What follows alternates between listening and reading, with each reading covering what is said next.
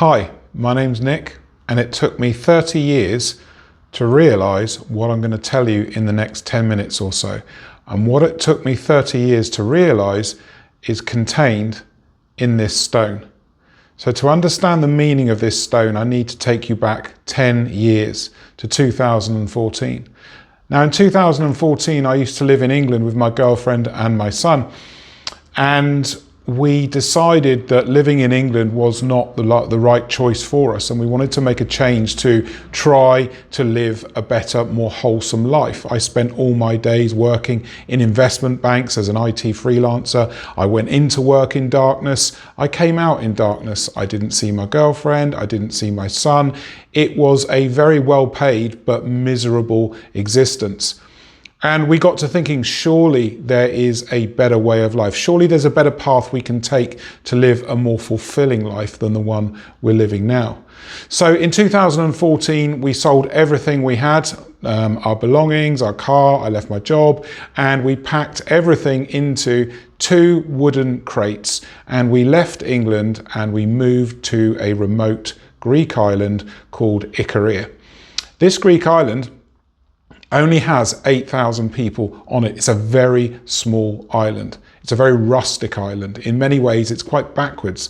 We didn't realise how unique this place was till we got there. It's one of the world's blue zones. So the blue zones of the world are special places where you can go and live, and you will be amongst people that live exceptionally long, healthy lives. So we thought this would be a good place to go and live. And as I say, we left England in 2014 with some money, some resources, but literally no idea how we were going to support ourselves, no idea what the future held for us, or if we could even stay there and manage to create or carve out an existence for ourselves.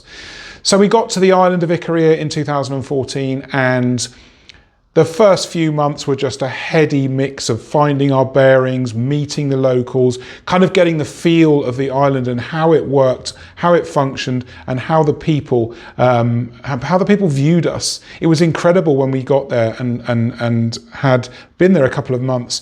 The locals started knocking on our door and started to ask us questions like, "Who are you? Why are you here? Why did you choose this island? This is a poor island. You could have gone anywhere. Why have you chosen this island?" Some of them even thought that we were spies, which blew my mind. I'm serious. They thought we were spies. Once we'd been there for a while, they accepted us and we became part of the fabric of the island. But a growing problem was emerging. How do we support ourselves? How do we manage to keep ourselves going? So one day, my girlfriend and I were sat on the beach and we were looking out at the sun and the sea, and we were sitting on a beach of stones. And we looked at the stones on the beach, and one of the stones was this stone here. And we realized that these stones, these pebbles were beautiful. They were absolutely stunning. And we looked at each other and I said, I wonder if I can make something from this stone. I wonder if there is something we can do with these stones that people might buy. So I took a stone and I went to my workshop. We had a little shop by the beach, which we were renting and for the summer period to try and make some money selling tourist products. And I drilled a hole in the stone. It's not this exact stone. This is the stone after this stone. This is the very first stone that I picked up, and I've kept it ever since. And I drilled a hole in it. I put some varnish on it, put a nice chain on it, and I opened a shop online to try and sell my stone necklaces. It failed miserably, okay? The store failed miserably. Nobody bought anything. I think I made 10 necklaces. I did sell one to a Greek lady. We were on the island of Icaria, which is a Greek island, and somebody did buy a necklace. But it was a failure. And I looked at the stones that I had on my desk that were made into necklaces, and I thought, maybe there's something else here. Maybe there's something better here than necklaces. So I went back out to a few beaches and I started to collect stones like this and put them together in little groups. So stones of the same size, stones of the same shape, density, weight. And I started to list in my shop online groups of beach stones, little pebbles that were similar. And my thinking was, maybe people might buy these stones because they might use them for jewellery. They might use them in some other way for entertaining children, painting stones in a class, or family might do that. I wasn't sure, but something told me there's value. There's value in minerals. There's value in simple beach stones. This is a simple beach stone, right? So I started to list them. A day, 2 days went past, a week went past, 2 weeks, 3 weeks. Money was getting really low. We had to pay rent on the little shop. Tourist season wasn't even with us yet. It was 2 or 3 months away. We had to pay our house rent. We had to clothe ourselves, feed ourselves. Money was getting low, and we were getting really worried. About another week passed. I was on my way to work on my moped, which I was renting, a battered, broken moped, on my way down to the little beach shop, and I felt my phone vibrate in my pocket. So I got to work, got my phone out thinking it was my girlfriend messaging me or something like that, and on the screen was a sale for $44. I'll never forget it. It blew my head off. Somebody paid $44 for several collections of stones in my store. I was elated. I was elated. Somebody parted with $44 for our stones. I excitedly packed up the order, wrapped it, sent it, and thought, okay, that was great, but was it a flash in the pan? Was it a one-off deal? Is anybody else ever going to buy any of these stones? Nothing happened for a day, 2 days, 3 days, a week passed with no more sales. But then the second sale came in just over a week later. And it was for a single collection of stones, about $9, something like that. And so at that time, I thought to myself, I'm onto something here. That's twice now people have bought stones from me. So I collected more and more of these little collections of stones together, started to improve the photography, started to think about sizing more and thickness of stones and colours. And I started to list more and more different ways of listing products with stones. And slowly, the sales started to go more and more. And within maybe a couple of months or so, I was making a sale a day, sometimes 2 sales a day of these stones. And then I realized as more people bought the stones, I started to think, I'll ask them questions. I'll ask them, why are you buying these stones? I needed to know. The market was there, but why? Why are people parting with money for beach stones? And so I asked the question. I started to ask customers. And then I noticed that they were telling me reasons for why they were buying the stones on a specific type of stone. So the type of stone was very flat, about 2 or 3 inches, something like that, flat, oval. And I was selling more and more of these flat stones. And the customers started to tell me all sorts of different reasons why they were buying them.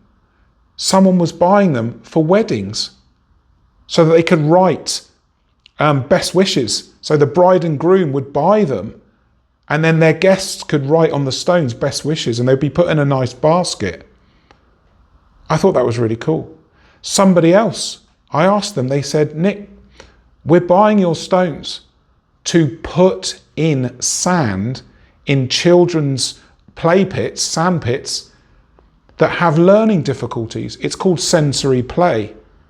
This blew my mind. They're putting my stones so the children can find them. They're not allowed to look, and they've got to find them using their hands. An incredibly fun, rewarding experience for these children. And I didn't know anything about it. Another lady, I said to her, she bought about 30 of them.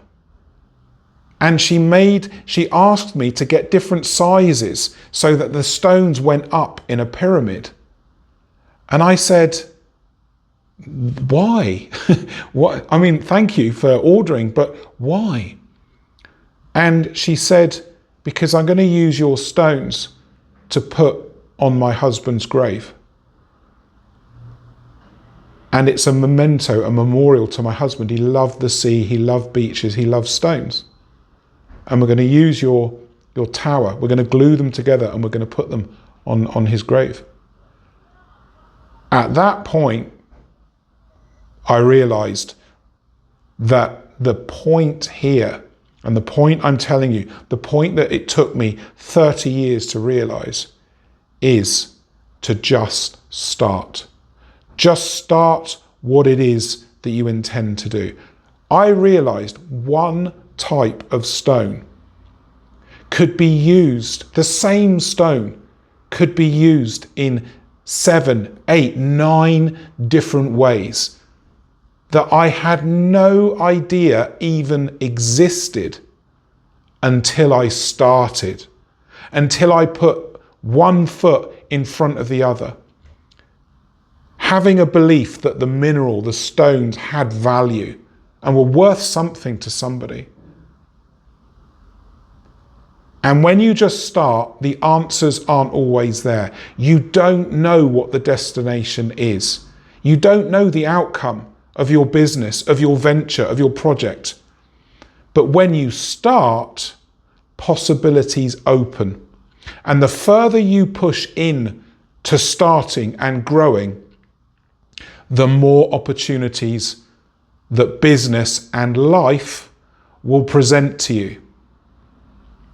If somebody had said to me at the beginning, Nick, you're going to sell a stone to dozens and dozens, hundreds in the end, of different people, and lots of them are going to use it for completely different purposes, and they're going to tell you, and it's going to blow your mind, I'd have laughed my head off and said, you're crazy.